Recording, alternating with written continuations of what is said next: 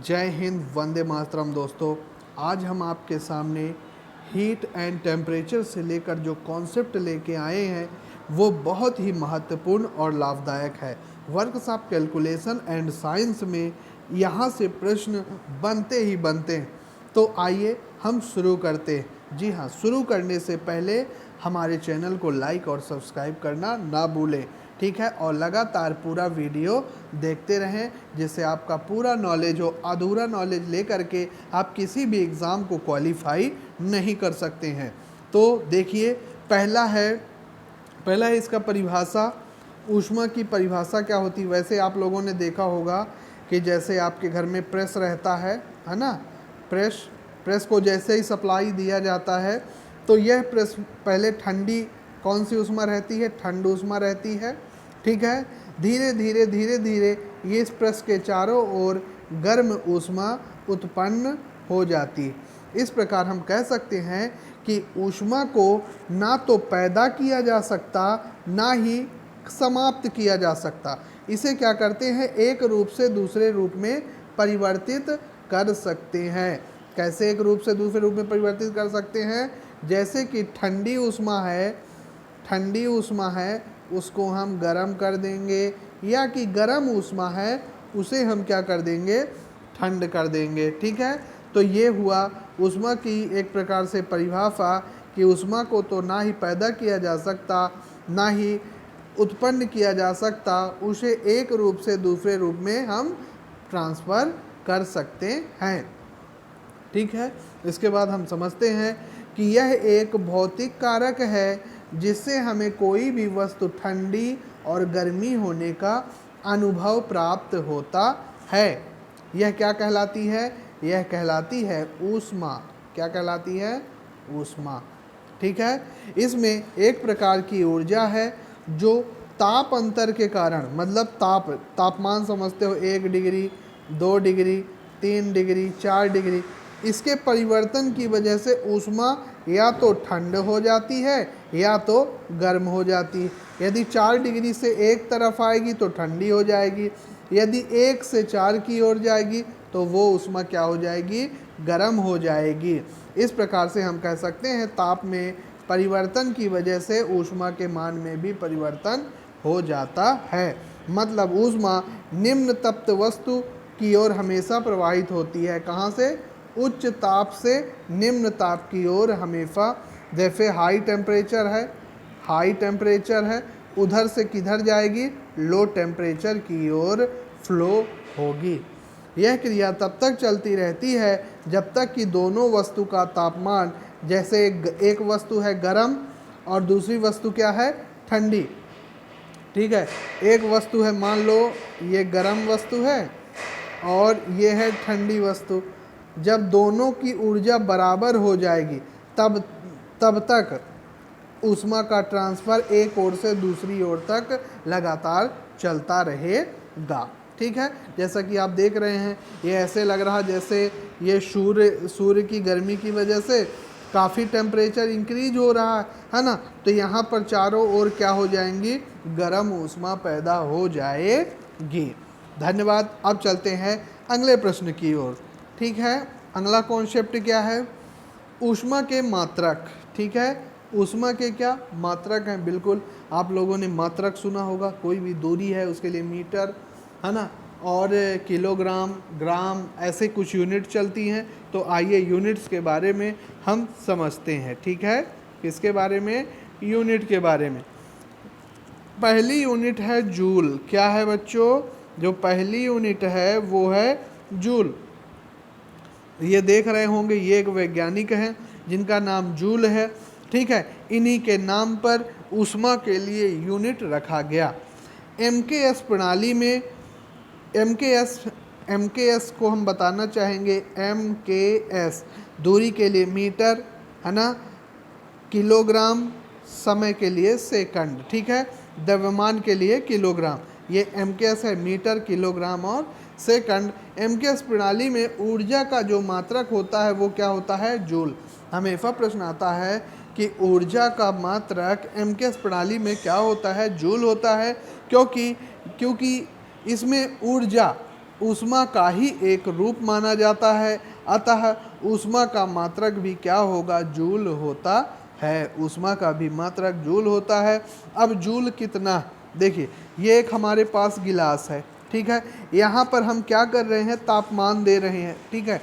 यहाँ पर चारों ओर हम मान लीजिए भट्ठी लगाए हैं, तो ऊष्मा क्या होगी, उच्च ताप से निम्न ताप की ओर फ्लो होगी, है ना। तो हम क्या कहेंगे, जूल क्या, जूल ऐसी ऊष्मा है जो 1/4.2 ग्राम जल के ताप को 1 डिग्री सेंटीग्रेड बढ़ा दे। ये जो इतना पानी है ना, इतना पानी, यदि मान लीजिए 4 डिग्री है, इसको 5 डिग्री करने के लिए, है ना, इतने ग्राम पानी को 4 से 5 डिग्री करने के लिए हमें जो हीट की ज़रूरत होगी, जो ऊष्मा की ज़रूरत होगी, वह ऊष्मा क्या होगी, जूल होगी। 1 जूल बराबर 1/4.2 जूल, ठीक है। मतलब किसी गिलास में यदि 1/4.2 ग्राम जल है और उसका तापमान 10 डिग्री से 12 डिग्री करने के लिए जो हमें अतिरिक्त ऊष्मा की ज़रूरत पड़ेगी, वह कहलाता है जूल, ठीक है। अब नेक्स्ट की ओर चलते हैं। अगला है कैलोरी। क्या है, कैलोरी। कैलोरी भी आपने सुना, ये भी एक प्रकार से ऊष्मा की ही इकाई है। 1 ग्राम शुद्ध जल का ताप 1 डिग्री सेंटीग्रेड तक बढ़ाने के लिए कितना पानी लेंगे। अब ये एक गिलास है, इस गिलास में 1 ग्राम हमने क्या लिया, जल लिया, और इसका तापमान मान लीजिए 4 है और इसे हमें 5 करना है, मतलब 1 डिग्री सेंटीग्रेड बढ़ाने के लिए हमें जितनी ऊष्मा की ज़रूरत होती है, वह ऊष्मा क्या होती है, वह ऊष्मा कैलोरी होती है। सीजीएस प्रणाली में ऊष्मा की इकाई क्या होती है, कैलोरी होती है। सीजीएस प्रणाली में ऊष्मा की इकाई क्या है, कैलोरी है। एमकेएस में जूल है। समझ गए होंगे बात को, बहुत बढ़िया। 1 कैलोरी बराबर कितना होता है, 4.18 जूल होता है, 4.18 जूल होता है। यहाँ पर देखिए, ये हमने माचिस दिया है, ये हमने माचिस यहाँ पे लगाया, यहाँ पे चारों ओर क्या पैदा हो जाएगी, गर्मी पैदा हो जाएगी। ये कहना चाहिए कि मान लीजिए 1 ग्राम का पानी है, 1 ग्राम का पानी है, उसका तापमान 1 डिग्री सेंटीग्रेड बढ़ाने के लिए हम यहाँ पे ऊष्मा दे रहे हैं, तो ये क्या कौन सी ऊष्मा होगी, कैलोरी ऊष्मा होगी, ठीक है। नेक्स्ट की ओर चलते हैं। CHU। CHU क्या है, सेंटीग्रेड हीट यूनिट। प्रश्न ऑब्जेक्टिव में भी आता है कि CHU क्या है, तो ये है सेंटीग्रेड हीट यूनिट। देखिए CHU की हम परिभाषा क्या बना सकते हैं कि यदि 1 पाउंड पानी, कितना, अब देखिए ये गिलास है, इस गिलास में 1 पाउंड पानी डाला गया है, कितना, 1 पाउंड। 1 पाउंड पानी में आप लोग सभी जानते हो पाउंड वाला केक भी आता है, और बोलते हैं कि पापा एक पाउंड का केक लेते आइएगा, यानी कि 1 पाउंड में कितने ग्राम होते हैं, 453.6 ग्राम होते। 1 पाउंड केक जो होता है वो मतलब आधा किलो से भी कम होता है, ठीक है। तो कितना होता है, 453.6 डिग्री से मतलब ग्राम का। अब इतना ग्राम का पानी ले लीजिए इस गिलास में और उसका तापमान 1 डिग्री सेंटीग्रेड बढ़ाइए। 453 ग्राम के पानी का ताप 1 डिग्री सेंटीग्रेड बढ़ाने के लिए हमें जितनी ऊष्मा की ज़रूरत होती है वह CHU कहलाती है, यानी सेंटीग्रेड हीट यूनिट कहलाती है। 1 CHU बराबर 453.6 कैलोरी। ये भी ऑब्जेक्टिव में बच्चों पूछा जाता है। पहले पूछ लेंगे कि सेंटीग्रेड हीट यूनिट में कितने ग्राम पानी लिया जाता है, तो सेंटीग्रेड हीट यूनिट में आप 1 पाउंड पानी लेंगे, ग्राम में यदि ऑब्जेक्टिव में पूछता है तो 453.6 ग्राम आप पानी लगा सकते हैं। चलिए नेक्स्ट चलते हैं। अब है BTHU, British thermal heat unit. B, देखिए बड़ा B होगा, फिर THU, British thermal heat unit, इसका पूरा नाम है। इसको बोलते हैं BTU भी बोलते हैं, है ना। अब चलते हैं BTU क्या होता है। जब 1 पाउंड पानी का ताप 1 डिग्री फ़ारेनहाइट, यहाँ फ़ारेनहाइट है दोस्तों, ये मत सोचिएगा कि डिग्री सेंटीग्रेड है, नहीं, ये फ़ारेनहाइट है, इसको फ़ारेनहाइट कर दीजिएगा ना। 1 डिग्री फ़ारेनहाइट बढ़ाने के लिए जितनी ऊष्मा की आवश्यकता होती है, किसकी आवश्यकता होती है? हीट की। जितनी ऊष्मा की आवश्यकता होती है वह उसका एक BHU या इसको BTHU बोलते हैं, BTU भी बोल सकते हैं, ब्रिटिश थर्मल यूनिट या ब्रिटिश थर्मल हीट यूनिट भी बोला जाता है। यहाँ पर एक आपने देखा होगा एक पारा है, ये फ़ारेनहाइट का पारा है, यहाँ पे माचिस लगाई गई है, तापमान यहाँ बढ़ेगा और कितना तापमान बढ़ाना है? 1 डिग्री फ़ारेनहाइट तापमान हमको बढ़ाना है।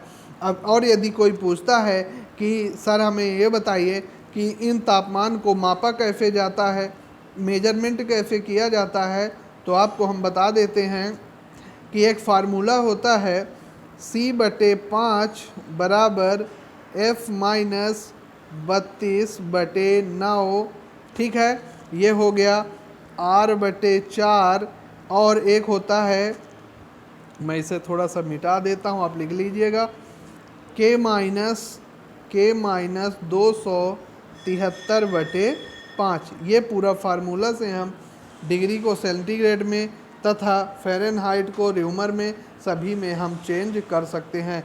R र्यूमर है, F है फ़ारेनहाइट, C है सेंटीग्रेड, हाँ, K है केल्विन, ठीक है। नेक्स्ट की ओर हम चलते हैं। अब है continental engineers unit. Continental engineers unit क्या है ये समझिएगा। 1 kg पानी लेना है, कितना? 1 kg पानी का तापमान बढ़ाने के लिए हमें जितनी ऊष्मा की ज़रूरत होगी, यहाँ पर जो पानी डाला गया है वो पानी है 1 kg, और उसका तापमान हमें 1 डिग्री बढ़ाना है। हमें जो हीट देना पड़ेगा, जो गर्मी देनी पड़ेगी, वह कॉन्टिनेंटल इंजीनियर्स यूनिट कहलाती है। अंतिम है थर्म। क्या है? थर्म भी एक प्रकार से तापमान यानी ऊष्मा और तापमान की इकाई होती है। थर्म जो है गैस प्लांटों में ज़्यादातर थर्म का उपयोग किया जाता है। गैस कंपनियों द्वारा प्रयोग की जाने वाली एक विशेष यूनिट है। कहेंगे हम कि 1000 पाउंड पानी का ताप 100 डिग्री फ़ारेनहाइट चेंज करने के लिए हमें जो ऊष्मा की ज़रूरत पड़ती है वो क्या कहलाती है बच्चों? वो कहलाती है थर्म। आशा करता हूँ कि आपको मैटर समझ में आया होगा। यहाँ से प्रश्न हमेशा सभी एग्ज़ामों में पूछा जाता है, ठीक है। और आप घर में अपने लगातार पढ़ते रहिए। अपने सभी लोगों से जहाँ जहाँ आपको जानकारी मिले, आप सभी जगह जानकारी लेना चालू कर दीजिए, क्योंकि आपकी ज़िंदगी इसी से जुड़ी हुई है। धन्यवाद।